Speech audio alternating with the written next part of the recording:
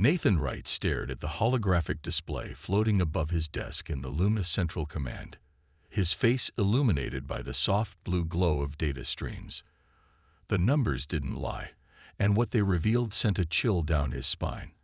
After 15 years on the Human Council, he had never seen anything like this. "Computer, run the sequence again," he said, rubbing his tired eyes. The data flowed once more, showing subtle anomalies in defense grid protocols across 3 major colony worlds.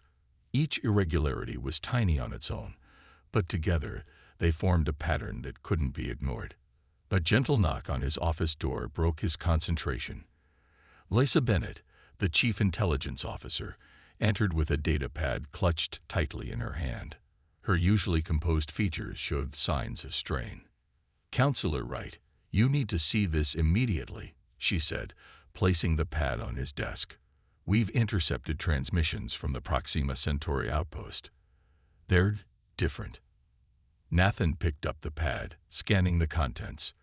The transmissions were encrypted using standard Human Defense Coalition protocols, but buried within them were subtle variations, microscopic changes in the encoding that shouldn't exist. "How long has this been happening?" he asked, not looking up from the data. "We first noticed it 3 days ago, but when we looked back through archived communications, we found similar patterns dating back 6 months. Lisa pulled up a chair and sat down. "Sir, these variations, they're not random. They're a language within our language." Nathan stood up and walked to the window. The earth hung like a blue jewel in the black sky, peaceful and unaware of what might be coming. "Show me the correlation with the defense grid anomalies." Lisa overlaid the 2 data sets, and the result was undeniable. The pattern of communication irregularities perfectly matched the timing of the defense grid glitches. "We're being watched," Nathan said quietly. "No more than that. We're being infiltrated." A warning light flashed on his desk console. The automated system had detected unusual energy signatures near the Proxima Centauri outpost. Nathan pulled up the feed, and his heart nearly stopped. Multiple objects were decloaking just outside the colony's sensor range. "Get me Commander Baker on the line," Nathan ordered, already moving toward the emergency conference room. "And alert all council members. Priority 1 meeting in 15 minutes. The halls of Lumina Central Command buzzed with activity as personnel responded to the elevated alert status. Nathan and Lisa hurried through the corridors, their footsteps echoing on the metallic floor. The conference room filled quickly with council members, both physical and holographic representations of those too far to attend in person. The tension in the room was palpable as Nathan shared his findings. "The evidence suggests we have been compromised at a fundamental level," he explained, projecting the data for all to see. "Our communications, our defense systems, possibly even our command structure has been infiltrated by an unknown force." Counselor Mary Adams leaned forward, her hologram flickering slightly. "How did we miss this? Our security protocols are supposed to be unbreakable." "Because they didn't break in," Lisa explained. "They were already here. The changes are so subtle, they appear to be part of our own systems. It's like finding out your own DNA has been gradually rewritten." The room erupted in concerned murmurs. Nathan raised his hand for silence. "We have a more immediate concern," he said, bringing up the Proxima Centauri feeds. "These ships appeared 20 minutes ago. They're using technology we've never seen before, but the energy signatures match the anomalies in our defense grid." The room fell silent as they watched more ships appearing, their strange geometric shapes unlike anything in known space. The fleet was growing larger by the minute. "We need to act now," Nathan continued. "But we can't trust our own communications or defense systems. We don't know how deep this infiltration goes." Commander Baker's voice came through the speakers, steady despite the situation. "The 7th Fleet is closest to Proxima Centauri. We can have ships there in 48 hours. "That might be too late," Lisa interjected. "Look at these energy readings. Whatever they're planning, it's happening now." Nathan made a decision. "We need to implement the breakpoint protocol." The room fell even more silent, if that was possible. The Breakpoint Protocol was a last resort measure designed to completely reset and rebuild all human defense coalition systems from secure backups. It would temporarily leave human colonies vulnerable, but it might be their only chance to purge the infiltration. The colonies will be defenseless during the reset, Counselor Adams pointed out. They're already defenseless, Nathan countered. These intruders have the keys to our house. We need to change the locks before they decide to use them. The vote was quick and unanimous. Nathan input his authorization code, followed by the other council members. Emergency alerts began sounding throughout human space as the Breakpoint Protocol initiated. May whatever gods exist help us if we're wrong about this, Nathan muttered as he watched the first systems begin their shutdown sequence. The next few hours were chaos as colony after colony went dark, their systems resetting to secure baselines. The unknown fleet at Proxima Centauri began moving, but not toward the colony as expected. Instead, they scattered, vanishing back into the void of space. They know we've discovered them, Lisa said, watching the sensor feeds. This was just the beginning. Nathan nodded grimly. Send word to all colonies once their systems are back online. As of this moment, we are at war. We just don't know with whom. Yet. As the Earth rotated slowly in the window behind them, Nathan couldn't shake the feeling that humanity had just stepped into a conflict they hadn't even known was brewing. The real question was, how long had their enemy been preparing for this moment? The war that would determine humanity's survival had begun, not with a bang, but with a whisper of corrupted code, and the realization that they had never been as alone in the universe as they thought. Major Kevin Ross crouched in the dimly lit maintenance tunnel of the Ganymede Defense Station, his breath steady despite the tension coursing through his body. His team of 5 specialists moved silently behind him, each carrying equipment designed to detect the alien tech signatures they now knew to look for. Movement ahead, whispered Amy Fuller, their communications expert.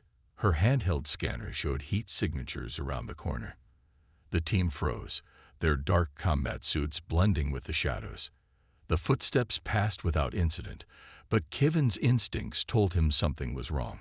After 20 years in special operations, he had learned to trust those instincts. Amy, run a deep scan on those maintenance workers, he subvocalized through their secure channel. The response came back quickly. Their biosignatures are off, she reported. Subtle differences in body temperature and movement patterns, just like the others we found on Europa. Kevin signaled his team forward. They had been hunting these infiltrators for weeks now, ever since the Breakpoint Protocol had exposed the extent of alien presence in human space. What they found had been disturbing.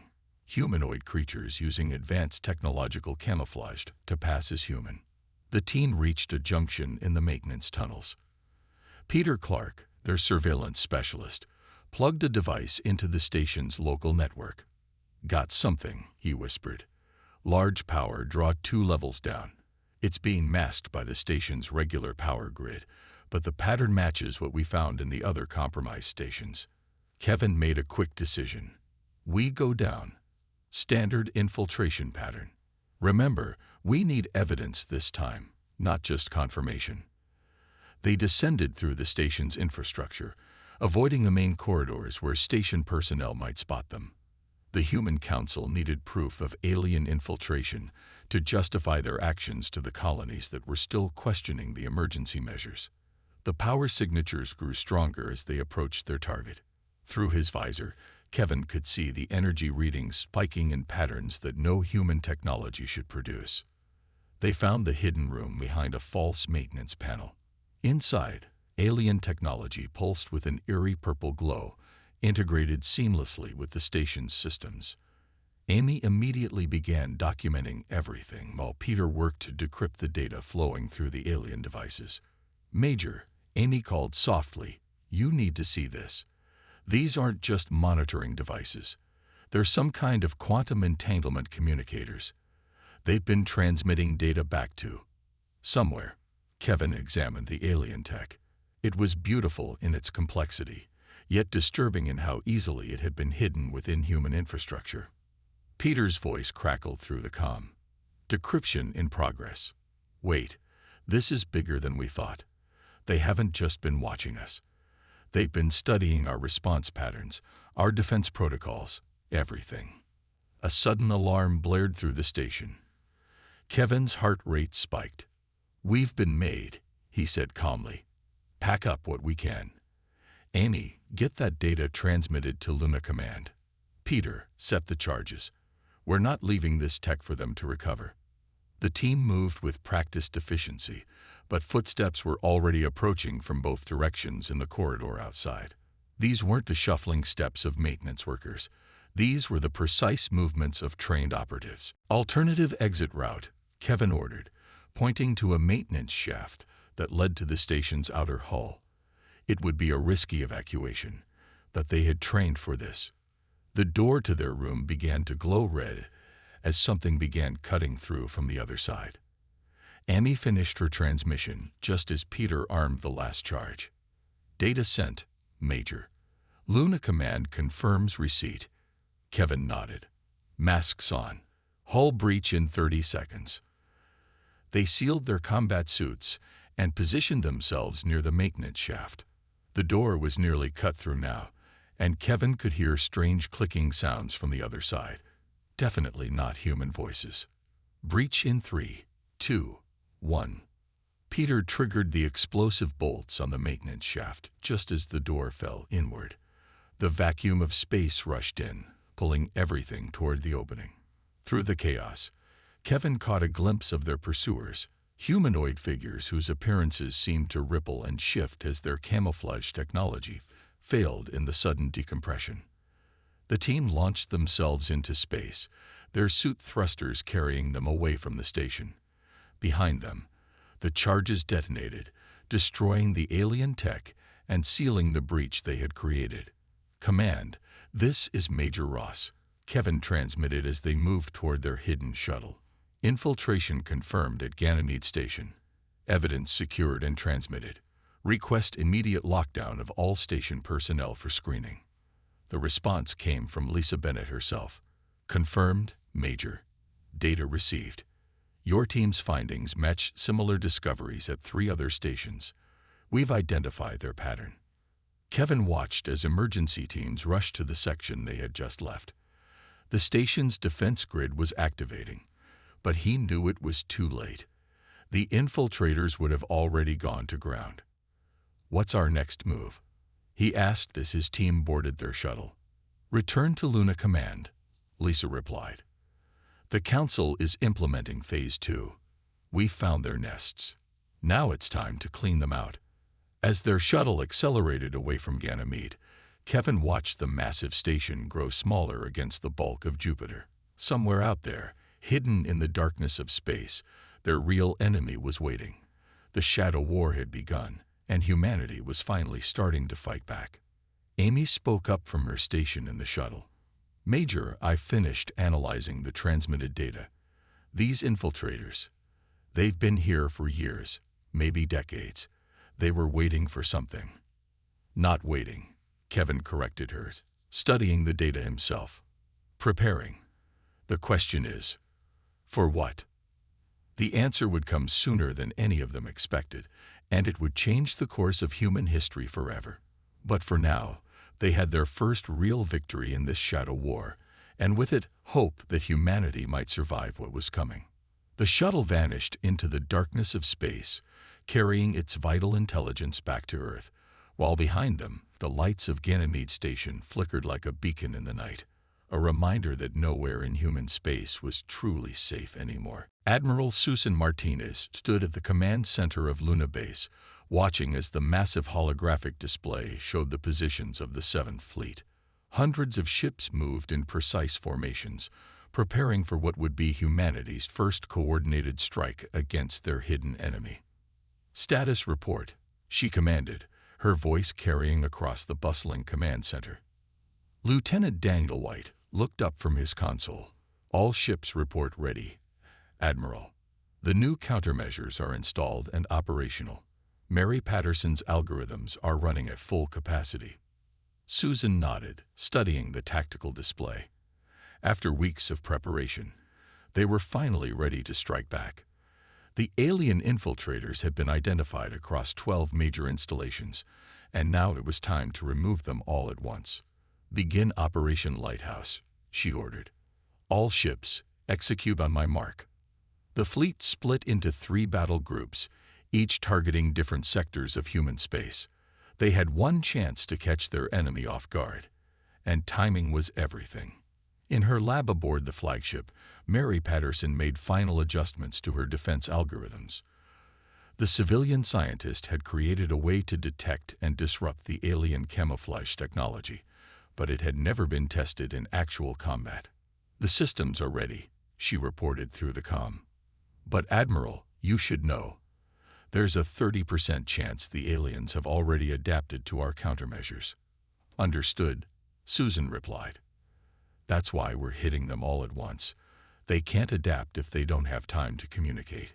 Captain John Hughes and his special operations team were already in position near the Titan colony. Their job was to lead the ground assault once the fleet engaged the enemy in orbit. "Ground teams in position," John reported. "We're reading multiple alien signatures inside the colony's main complex." Susan took a deep breath. Years of military service had taught her that no plan survived first contact with the enemy, but they had planned this operation down to the smallest detail. "All units, execute," she commanded. The fleet surged forward, dropping out of faster-than-light travel directly above their targets. The element of surprise worked, at first. Alien ships that had been hiding in plain sight, disguised as civilian vessels or debris, suddenly revealed their true forms. Multiple hostile contacts. Daniel called out. "They're powering up weapons." The space above 12 human colonies erupted in battle. Human ships fired their new weapons, designed specifically to disrupt alien cloaking technology. The enemy vessels flickered and distorted, their true forms exposed for the first time. "Ground teams, move in," Susan ordered. "Take those installations while they're exposed." On Titan, John's team breached the colony's main complex. The alien infiltrators, their disguises failing, fought back with desperate intensity. The corridors of the colony became a battlefield as human forces pushed forward, using Mary's detection algorithms to identify friend from foe. "Admiral," Mary's voice came through the comm. "Their ships are trying to adapt. The countermeasures won't hold for long." Susan had expected this. "Initiate Phase 2. All ships, switch to frequency pattern Delta." The battle shifted as human ships changed tactics, their weapons cycling through different frequencies to prevent the aliens from adapting. It was working, but the enemy was clever. They began using human ships as shields, forcing the fleet to hold their fire. "They're making a break for it," Daniel reported. 3 enemy vessels attempting to jump to FTL. "Not this time," Susan said firmly. "Activate the gravity nets." Hidden satellites around each colony activated, creating distortion fields that prevented faster-than-light travel. The trapped alien ships turned to fight, their strange geometric forms twisting in ways that defied physics. John's voice crackled through the comm. "Main complex secured. We've captured their command center, and, Admiral, you need to see this. They were building something here." The battle in space continued as ground teams across 12 colonies reported similar findings. The aliens hadn't just been infiltrating human society. They had been constructing something, piece by piece, right under humanity's nose. "Send all data to Mary," Susan ordered. "We need to know what they were building." The scientist's gasp was audible over the comm. "Admiral, these are components for a quantum gate, much bigger than anything we've ever built. They were planning to bring something through." Susan's blood ran cold. The infiltration, the studying of human defenses, it had all been preparation for something bigger. "All units, Priority 1 is securing those components," she commanded. "Nothing leaves these colonies." The battle raged for hours. Human forces took heavy losses, but they held their ground.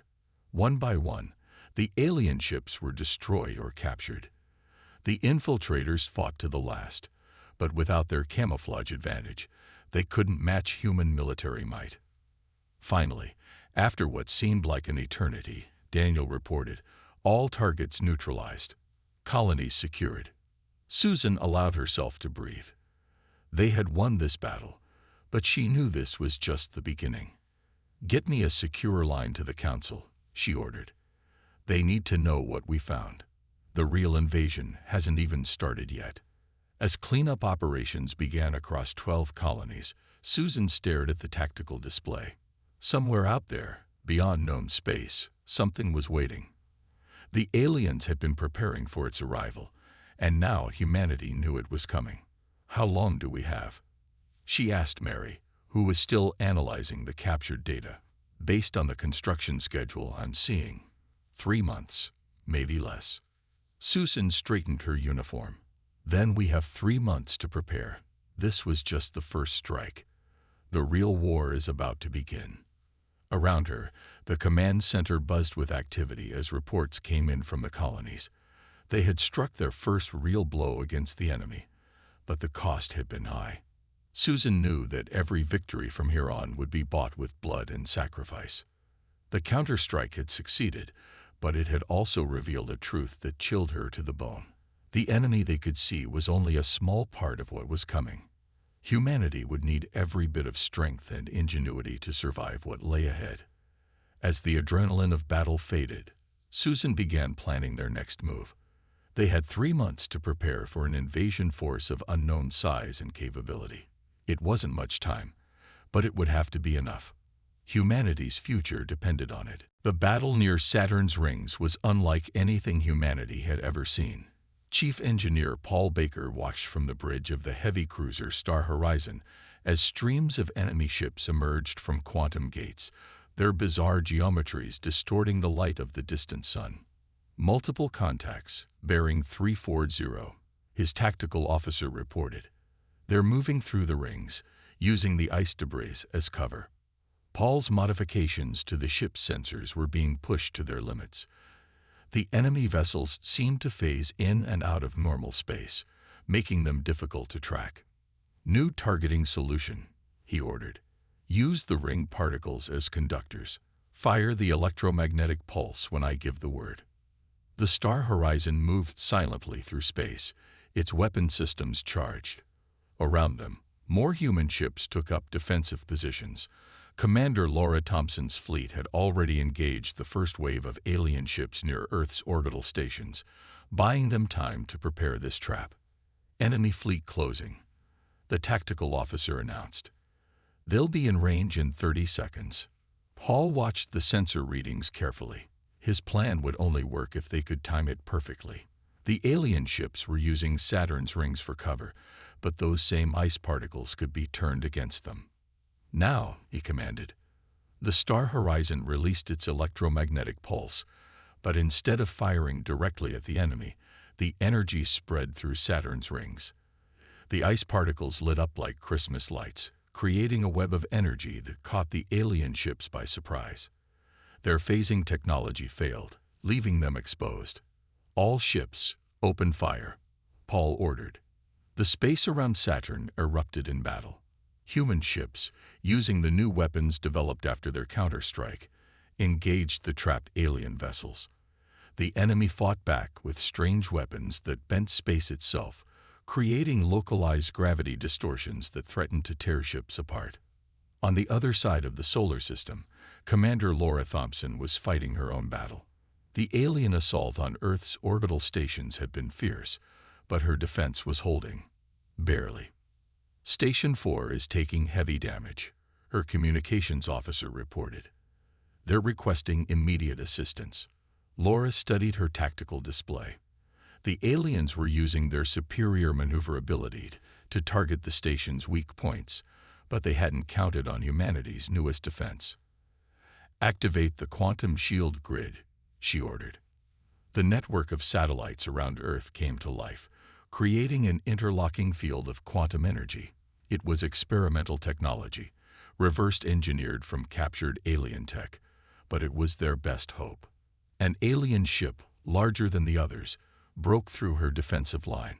Its weapons fire carved through 2 human destroyers before they could react. Laura gritted her teeth. "Bring us about," she commanded. "All power to forward shields. We're going to ram it." Her crew responded without hesitation. The command ship turned hard, its engines flaring as it accelerated toward the massive alien vessel. At the last second, Laura ordered, "Deploy the quantum disruptors." The 2 ships collided in a controlled impact, and Laura's ship released a burst of quantum energy that shattered the alien vessel's phase field. Both ships took heavy damage, but the alien craft was exposed, its true form visible for the first time. "All ships, concentrate fire on that target," she ordered. Back at Saturn, Paul's battle was reaching its climax. The trap had worked better than expected, but the aliens were adapting. Their ships were learning to use the electromagnetic field to their advantage, turning it into a weapon. "They're charging something big," his science officer warned. "Energy readings are off the charts." Paul made a quick decision. "All ships, fall back to secondary positions. Prepare to execute Maneuver Echo 7. The human fleet retreated in an organized pattern, drawing the alien ships further into Saturn's rings. The enemy followed, thinking they had gained the upper hand. "Sir, look at this," the science officer called out. "The ice particles. They're resonating with the alien energy signatures." Paul smiled. That was exactly what he had hoped for. All ships, switch to graviton beams. Target the rings themselves. The human fleet fired as one, their beams striking the ice particles around the alien ships. The resonance effect multiplied, creating a cascade of energy that overwhelmed the enemy's defenses. Alien ships began exploding as their own energy weapons backfired. Near Earth, Laura's forces had finally gained the upper hand. The orbital stations were damaged but intact, and the enemy fleet was in retreat. "Don't let them escape," she ordered. "Activate the quantum anchors. Keep them here." The battle raged for hours more. Human forces, fighting with determination and newfound technology, slowly pushed back the alien assault. But the cost was high. Dozens of ships were lost, and many more severely damaged. As the fighting finally died down, Paul received a priority message from Luna Command. "All forces, be advised. Multiple quantum signatures detected at the edge of the solar system. Something big is coming through." He looked out at the battlefield around Saturn's rings, where debris from both human and alien ships drifted silently in space. This had been just the beginning. The real test was still to come. "All surviving ships, form up," he ordered. "We're not done yet."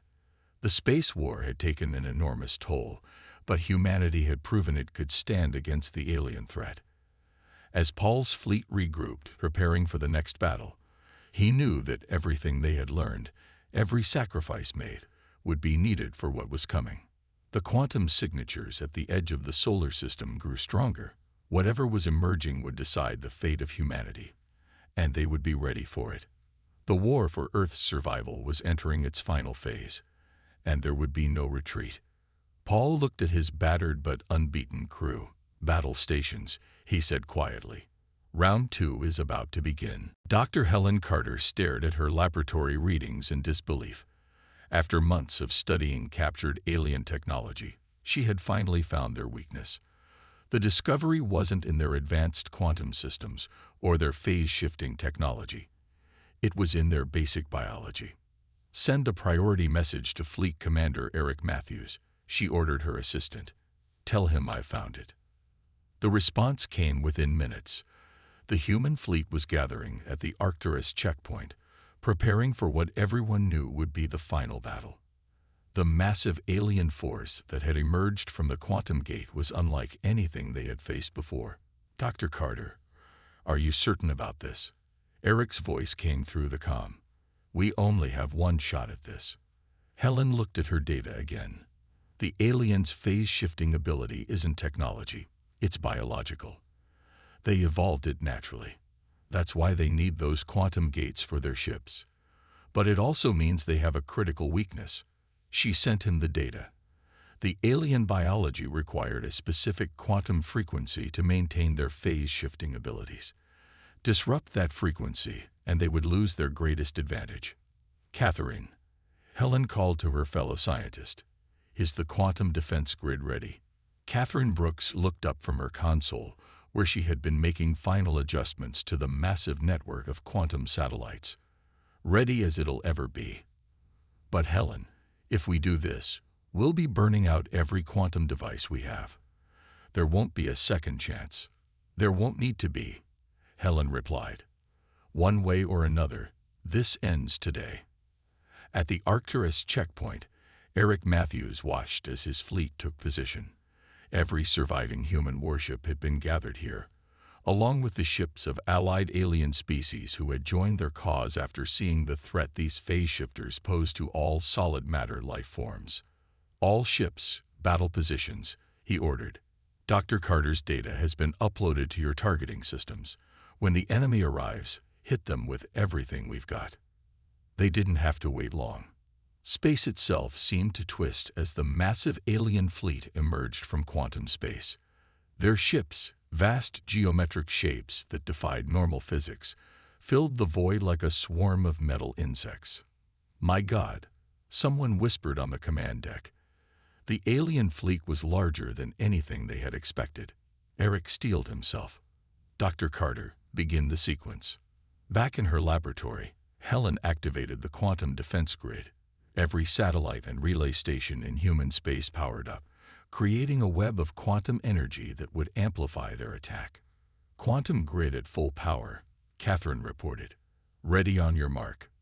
The alien fleet moved forward, their ships beginning to phase shift. In previous battles, this would have made them nearly impossible to hit, but not this time. All ships, fire, Eric commanded. The human fleet released a coordinated burst of quantum energy, precisely tuned to the frequency Helen had discovered. The energy waves spread through space, carried and amplified by the defense grid. The effect was immediate. Alien ships flickered and solidified, their phase-shifting ability disrupted. For the first time, they were fully visible and vulnerable. Secondary wave now, Eric ordered. The Allied fleet unleashed their full arsenal. Weapons fire filled space as the aliens, suddenly unable to phase shift, took devastating hits, but they fought back with desperate fury, their conventional weapons still deadly. Grid status, Helen asked, watching the battle through sensor feeds. Holding at 60%, Catherine replied. But we're burning through power cells faster than expected. The battle raged as ships from both sides were destroyed. The human fleet had the advantage now, but the aliens' superior numbers were taking their toll. Grid at 40%, Catherine warned. We're losing satellites faster than predicted. Helen made a quick calculation. Divert all power to the primary nodes. We need to finish this now. Eric's voice came through the comm. Dr. Carter, we've detected something massive emerging from their fleet, some kind of command ship. Helen watched as a colossal structure appeared, larger than anything they had seen before. It was the source of the phase-shifting frequency, the key to their entire species' ability. Target that ship, she ordered. Everything we have left. Now. The human fleet concentrated their fire on the command ship, while the defense grid channeled its remaining power into one final burst. Space itself seemed to ripple as the quantum wave struck. The alien command ship flickered, its phase-shifting field failing completely. Without its protection, it was vulnerable to conventional weapons. All ships, final assault, Eric commanded. What followed was the largest coordinated attack in human history. Every surviving ship fired at once, their weapons enhanced by the last energy of the quantum grid. The alien command ship, massive as it was, couldn't withstand the onslaught. When it exploded, the effect rippled through the entire alien fleet. Without the command ship's quantum field, none of them could maintain their phase-shifting ability. They're retreating, Eric reported, his voice tired but triumphant. All across the system, they're falling back. Helen watched as the alien fleet disappeared into quantum space, leaving behind the wreckage of their defeat. The quantum defense grid was burned out, just as Catherine had predicted, but it had served its purpose. "Begin recovery operations," Eric ordered, "and get me a secure line to the Council. They need to know it's over." In the days that followed, humanity began the process of rebuilding. The captured alien technology provided new insights into quantum physics and phase shifting, leading to improved defenses against any future threats. The Human Council established new security protocols, incorporating the lessons learned from the war. And deep in space, automated beacons were placed to warn of any new quantum signatures that might herald another invasion. Helen stood at her laboratory window, watching Earth rotate peacefully below. The price of victory had been high, but humanity had survived and grown stronger. They had faced an enemy that could walk through walls and bend space itself, and they had won. "Ready for the briefing?" Catherine asked, joining her at the window. Helen nodded. The Council wanted a full report on their discoveries, and plans were already being made to adapt some of the alien technology for peaceful purposes. "You know," she said, "for all their advanced evolution and technology, they'd never considered that sometimes the simplest solution is the best one." The war was over, but its lessons would never be forgotten. Humanity had learned that their greatest strength wasn't in technology or weapons, but in their ability to adapt, to think creatively, and to stand united against any threat. As the sun rose over Earth's horizon, Helen knew that whatever came next, they would be ready for it.